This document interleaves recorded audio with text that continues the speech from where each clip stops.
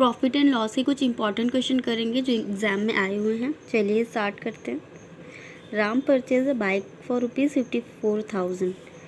ठीक है, ये जो बाइक उसने ख़रीदा है ये सीपी उसका रहेगा 54,000 का, और उसने 8% पर बेचा, 8% के लॉस पर। फिर उसके बाद में उसने अगेन एक बाइक ख़रीदा उस पर उसको 10% का प्रॉफिट हो रहा है, और ओवरऑल उसका लॉस या प्रॉफिट हमको बताना है। ठीक है, तो 54,000 की चीज़ थी।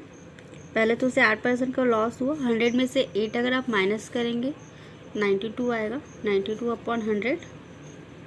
फिर उसके बाद में उसने उसको 10% प्रॉफिट पे ख़रीदा। ठीक है, तो 10% प्रॉफिट मतलब 110/100। अभी ये हम लोग क्या निकल जाएगा, इससे हमारा SP निकल जाएगा। ख़रीदा तो 54,000 में है, बेचा उससे, ये पता चलेगा। फिर ओवरऑल प्रॉफिट एंड लॉस हम निकालेंगे। तो आप 54 × 92 × 11 करेंगे तो आपका आंसर आएगा 54648। ठीक है, तो कोई चीज़ थी 54,000 की, उसको बेच रहे हो आप 54648 में। ठीक है, तो आपको प्रॉफिट होगा कि लॉस होगा? कोई चीज़ ख़रीदा 54,000 में, बेच रहे हैं 54,648 में, तो प्रॉफिट हो रहा है आपको। कितने का प्रॉफिट हो रहा है? 648 का, और यही आपका आंसर है। ठीक है, next question. Reena bought a certain quantity of oranges और the total cost price of 1200, और उसने 1/3। ठीक है, ऐसे क्वेश्चन में ये 1200 की तो कोई वैल्यू नहीं रहती है, आपको इस पे फोकस करना है। 1/3 of those oranges at 20% loss. Total कोई चीज़ था 3 का, इतना एक ने उसने बेचा। ठीक है, 20% लॉस हुआ उसको। Reena wants on overall profit of 10%। ठीक है, ओवरऑल प्रॉफिट उसको 10% चाहिए, मतलब इस 3 रुपये का सामान, 3 सामान को उसको 10% प्रॉफिट चाहिए, यानी कि 3 × 10 30% चाहिए उसको। क्या प्रॉफिट चाहिए, बट उसको हो क्या रहा है, लॉस हो रहा है 20% का। कितने में? 1/3 में, मतलब एक सामान को वो बेच रही है तो उसको 20% का लॉस हो रहा है, मतलब -20%। ठीक है,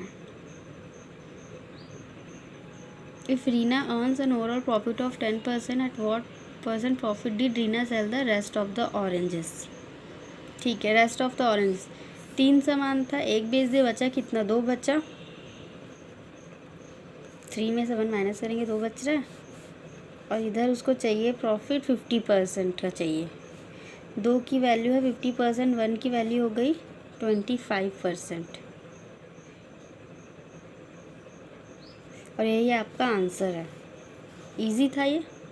अब इसको मैं फिर से बता देती हूँ। 1/3 को आपको बेस मानना है। टोटल 3 था, उसमें से एक उसने बेचा तो उसको प्रॉफिट हुआ 10% का। ओवरऑल प्रॉफिट उसको चाहिए 10% का, इसलिए हमने पहले 10% निकाला। उसके बाद उसको लॉस हो रहा है 20% का 1 में, तो इसलिए हमने 20 निकाला। अब उसका ओवरऑल प्रॉफिट लॉस निकालना है हमको, इसलिए हमने 3 में से 1 माइनस किया, और टोटल 50% और 25% आ रहा है उसका प्रॉफिट। यही आंसर है। नेक्स्ट क्वेश्चन करते हैं। The difference between successive discount of 20% followed by 25% and 20% followed by 30%। ठीक है, ये सक्सेसिव डिस्काउंट वाले क्वेश्चन है। तो मार्क प्राइस हमारा 100 होता है पहला, और ये दूसरा। 2 केस है। ठीक है, 100 में डिस्काउंट 20% यानी 80 लिखेंगे माइनस करके, फिर 25% यानी कि 75%। अब इसको काटेंगे, यहाँ 0 से 0 कट जाएगा,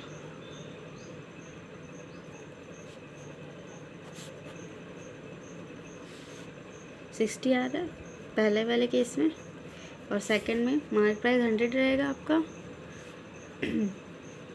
उसमें उससे क्या कर रहा है वो, 30% डिस्काउंट और 20% और 30% का डिस्काउंट, यानी कि 80% और 70%। 56 आ रहा है यहाँ पे। और क्या बोला है, mark price an article is 36।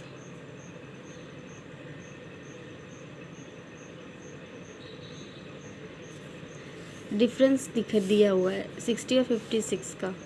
60 में से 56 माइनस करेंगे तो 4 आ रहा है, और इस 4 की वैल्यू दी क्वेश्चन में 36। तो 1 यूनिट की वैल्यू कितनी हो गई, 9 हो गई। आपको मार्क प्राइस निकालना है, 100 माना था हमने मार्क प्राइस, 100 × 9, तो 900 आपका मार्क प्राइस है।